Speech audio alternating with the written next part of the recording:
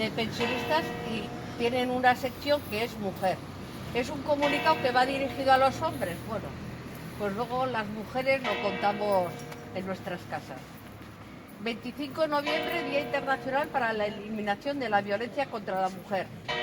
Los hombres debéis dar un paso al lado de las mujeres para que la violencia machista se termine.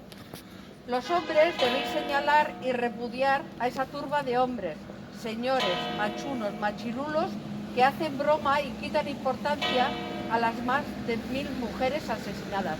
1000 mujeres se refiere a 13 años, que son los que se llevan estadísticas por sus parejas. Esta es la postura que tenéis que tomar los hombres. El ostracismo a los maltratadores. Dejar en evidencia los comportamientos machistas que presenciéis.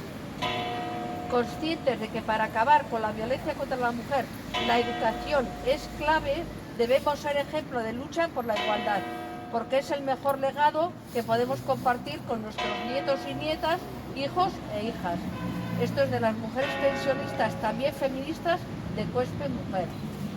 Y entonces, pues hoy a las 7 hay mani que empieza de aquí en la plaza, a las 7, todo el mundo invitado.